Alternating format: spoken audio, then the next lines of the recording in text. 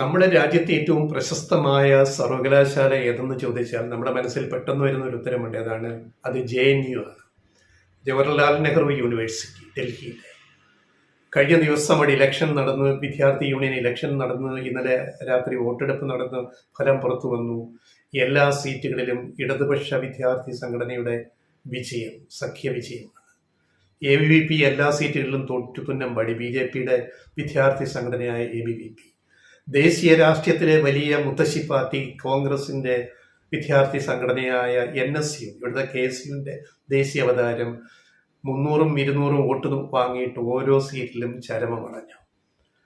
BJPയെ ABVPയെ സഹായിക്കാൻ വേണ്ടി അവർ മത്സരിച്ചു. ഇടതുപക്ഷ സഖ്യമായിട്ട് അവർ ചേർന്നില്ല.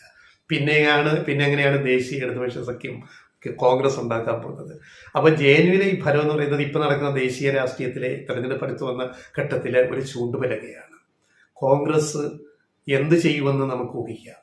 കോൺഗ്രസ് ഒരു പാഠവും പഠിക്കില്ല. അതുപോലെയാണ് JNUവിലെ NSU ഒരു പാഠവും പഠിച്ചിരുന്നെങ്കിൽ അവർ NSU ഇടതുപക്ഷ സഖ്യമായിട്ട് ചേർന്ന് ആ ക്യാമ്പസിൽ ഒരു സജീവ പങ്കാളിത്തം ഉണ്ടാക്കുമായിരുന്നു. അതുണ്ടായില്ല. ദേശീയ രാഷ്ട്രീയത്തിൽ നടക്കുന്നത് ഇതൊക്കെ തന്നെയാണ്. അപ്പൊ ഇങ്ങനെയാണ് ജോയിന്റ് സെക്രട്ടറി ആയിട്ട് AISFലെ CPIയുടെ വിദ്യാർത്ഥി സംഘടനയായ AISFലെ മുഹമ്മദ് സജീദ് 508 വോട്ടിന്റെ ഭൂരിപക്ഷത്തിന് ജയിച്ചു. അങ്ങനെ എല്ലാ സീറ്റുകളിലും ഇടതുപക്ഷ വിദ്യാർത്ഥി മുന്നണിയുടെ തകർപ്പൻ വിജയമാണ് JNU സാക്ഷ്യം വഹിച്ചത്. ഇനി ഇതിന്റെ ദേശീയ രാഷ്ട്രീയത്തിൽ ഇതിന്റെ പ്രാധാന്യം, ഇതൊരു ഐ ഓപ്പണർ, ഒരു കണ്ണു തുറപ്പിക്കൽ ആകുമോ എന്ന ചോദ്യമാണ് ഞങ്ങൾ ഉന്നയിക്കുന്നത്. ദേശീയ രാഷ്ട്രീയത്തിൽ ഇപ്പൊ കേജ്രിവാളിനെ പിടിച്ചകത്തിട്ടു ED. എന്തിനാണ്? നരേന്ദ്രമോദി ഗവൺമെന്റ് ഏറ്റവും ഭയപ്പെടുന്നത് ആരെയാണ്? രാഹുൽ ഗാന്ധി ഒന്നുമല്ല, പ്രിയങ്ക ഗാന്ധി ഒന്നുമല്ല. ആരെയാണ്? അത് ഈ മനുഷ്യനെയാണ്. ആം ആദ്മി പാർട്ടിയുടെ ദേശീയ കൺവീനർ അരവിന്ദ് കേജ്രിവാളിനെയാണ് BJP ഏറ്റവും ഭയപ്പെടുന്നത്. അപ്പൊ ഈ ലോക്സഭാ ഇലക്ഷന് മുമ്പ് BJPയുടെ ആവശ്യം, നരേന്ദ്രമോദിയുടെയൊക്കെ ആവശ്യം, എങ്ങനെ ആപ്പിനെയും കേജ്രിവാളിനെയും ഒതുക്കാൻ പറ്റും എന്നുള്ളത്. പക്ഷെ അത് ബൂമറാങ് ആയിട്ട് തിരിച്ചടിക്കുകയാണ്. കേജ്രിവാളിനെ ED അറസ്റ്റ് ചെയ്തിട്ട് കസ്റ്റഡിയിലാക്കിയത് ദേശീയ തലത്തിൽ BJPക്ക് ഒരു നേട്ടവും ഉണ്ടാക്കാൻ പോകുന്നില്ല, നഷ്ടം മാത്രമേ ഉണ്ടാക്കൂ എന്ന വിലയിരുത്തലുകൾ ഇപ്പോൾ വന്നു കഴിഞ്ഞു. ഈ മാസം അവസാനം ദേശീയ തലസ്ഥാനത്ത്, അവിടുത്തെ ഡൽഹിയിലെ ഏറ്റവും വലിയ മൈതാനത്ത് വൻ പ്രക്ഷോഭമാണ് സംഘടിപ്പിച്ചിരിക്കുന്നത്. അത് AAP മാത്രമല്ല, അവിടുത്തെ സഖ്യകക്ഷിയായ കോൺഗ്രസ് ഉൾപ്പെടെ ആണ് ഈ പ്രക്ഷോഭം സംഘടിപ്പിക്കുന്നത്. അതുപോലെ ഇടതുപക്ഷ പ്രസ്ഥാനങ്ങൾ. ഒരു വലിയ മഹാസംഭവമാണ് ഡൽഹിയിൽ അരങ്ങേറാൻ പോകുന്നത് കേജ്രിവാളിന്റെ അറസ്റ്റിനെതിരെ. അപ്പോൾ ഇപ്പൊ എന്താണ് സംഭവിച്ചത്? ഇത്രയും നടപടിയെടുക്കാൻ ഡൽഹിയിൽ കോൺഗ്രസും കേജ്രിവാളും ആപ്പും തമ്മിൽ സഖ്യമുണ്ടാക്കി. ആപ്പ് മുൻകൈ എടുത്തിട്ട് അവിടുത്തെ ലോക്സഭയിലെ 7 സീറ്റുകളിൽ അവർ പരസ്പര ധാരണയോടെ മത്സരിക്കാൻ തീരുമാനിച്ചു. പഞ്ചാബിൽ ഭരിക്കുന്നത് ആം ആദ്മി പാർട്ടിയാണ്. അവിടെയും 13 സീറ്റുള്ള പഞ്ചാബിലും കോൺഗ്രസും ആപ്പുമായിട്ട് ധാരണയിലെത്താൻ തീരുമാനിച്ചു. അതേപോലെ ഹരിയാനയിലും ധാരണയിലെത്താൻ തീരുമാനിച്ചു. അങ്ങനെ ഗുജറാത്തിൽ. അപ്പൊ അങ്ങനെ വരുമ്പോൾ ദേശീയ രാഷ്ട്രീയത്തിൽ ഹിന്ദി ബെൽറ്റിൽ ഉത്തർപ്രദേശും മധ്യപ്രദേശും രാജസ്ഥാനും ഒഴിച്ചു നിർത്തിയാൽ ഒരു വലിയ സ്വാധീനമുള്ള പാർട്ടിയായി ചുരുങ്ങിയ കാലം കൊണ്ട് ആം ആദ്മി പാർട്ടി മാറി എന്നതാണ് യാഥാർത്ഥ്യം. അതിനെയാണ് നരേന്ദ്രമോദി ഭയപ്പെടുന്നത്. അതായത് ഈ പറയുന്ന ഈ സംസ്ഥാനങ്ങളിൽ, ഈ 4 സംസ്ഥാനങ്ങളിൽ, ഡൽഹി, ഹരിയാന, ഗുജറാത്ത്, അതുപോലെ പഞ്ചാബ്, ഇവിടെ എല്ലാം കൂടെ 56 ലോക്സഭാ സീറ്റുകളുണ്ട്.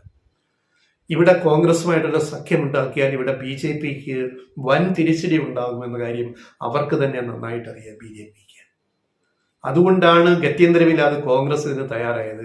AAPയെ വെല്ലുവിളിച്ചുകൊണ്ടിരുന്ന, ചീത്ത പറഞ്ഞുകൊണ്ടിരുന്ന കോൺഗ്രസ് ഡൽഹി നേതൃത്വം വരെ ഇപ്പൊ തയ്യാറായത്.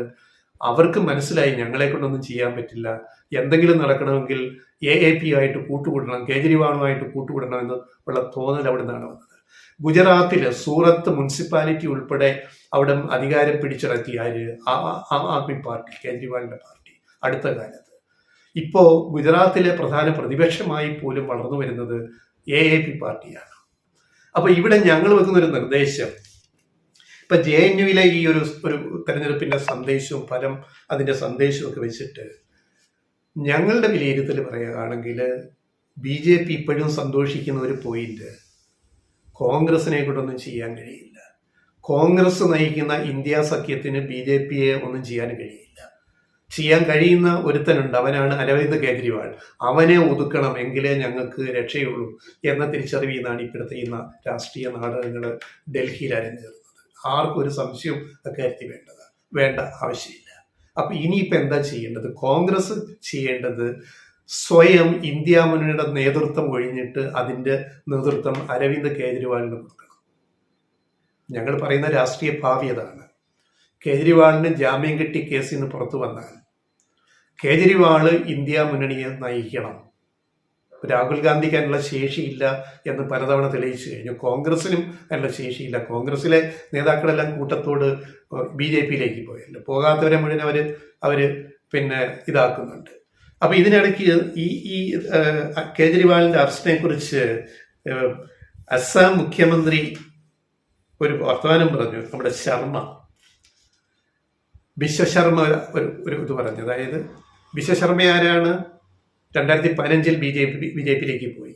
അതിനു മുമ്പ് കോൺഗ്രസിന്റെ അവിടുത്തെ മന്ത്രിയായിരുന്നു അസമിൽ കോൺഗ്രസ് ഭരിച്ച കാലത്ത്. പിന്നാണ് BJP അധികാരത്തിരുന്നത്. ജലകുംഭകോണം കോടികളുടെ അന്ന് ED റെയ്ഡും CBI കേസും എല്ലാം വന്നപ്പം ഈ വിശ്വശർമ്മ നേരെ BJPയിലേക്ക് ചാടി.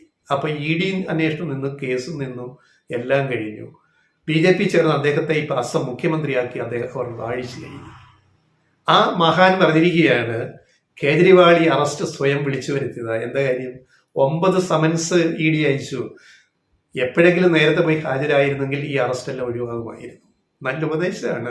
കേസ് മഴക്കില്ലാതിരിക്കാൻ കോൺഗ്രസ് വിട്ടിട്ട് BJP പോയിട്ട് BJPയുടെ മുഖ്യമന്ത്രിയായിട്ട് ഇട്ടിരുന്നിട്ട് കേജ്രിവാളിനെ ഉപദേശിക്കുകയാണ്. ആര്? വിശ്വശർമ്മ.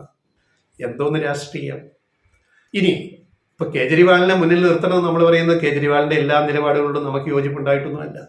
പക്ഷെ ഇപ്പോഴത്തെ പ്രത്യേക സാഹചര്യത്തിൽ ഇത്രയും ഫാസിസ്റ്റ് ആയിട്ടുള്ള ഒരു ഭരണകൂടം ഇവിടെ ഇരിക്കുമ്പോൾ ജനാധിപത്യത്തെ എങ്ങനെ ഇല്ലാണ്ടാക്കാമെന്ന് നോക്കുമ്പോൾ അതിനെ നേരിടാൻ ഇന്നത്തെ കാലത്ത് തമ്മിൽ ഭേദം ആര് മാത്രമേ ഉള്ളൂ? അരവിന്ദ് കേജ്രിവാളും അദ്ദേഹത്തിന്റെ ആം ആദ്മി പാർട്ടി മാത്രമേ ഉള്ളൂ. കോൺഗ്രസിന് അതിന് സാധിക്കില്ല. പിന്നെ ഇടതുപക്ഷമാണ് അതിനോട് ചേർന്നിട്ട് ദേശീയ തലത്തിൽ ഫൈറ്റ് ചെയ്യേണ്ടത്. ഇപ്പോൾ നരേന്ദ്രമോദി സർക്കാരിനെതിരെ സുപ്രീം കോടതിയിൽ പോയി ഫൈറ്റ് ചെയ്യുന്ന പോലെ രാഷ്ട്രീയത്തിലും ഈ പോരാട്ടം നടത്താനുള്ള ശക്തി പിന്നെ ഇടതുപക്ഷത്തിനും കൂടിയാണുള്ളത്. ഇവരെല്ലാം കൂടി ഒരുമിച്ച് നിന്നാൽ മാത്രമേ ഇപ്പോഴത്തെ ഈ ഒരു അവസ്ഥയിൽ നരേന്ദ്രമോദി സർക്കാരിനെ BJPയും നേരിടാൻ കഴിയൂ എന്നതാണ് രാഷ്ട്രീയ യാഥാർത്ഥ്യം. ഇതേ മുന്നറിയിപ്പാണ് JNU തെരഞ്ഞെടുപ്പ് ഫലം മുന്നോട്ട് വയ്ക്കുന്നത്.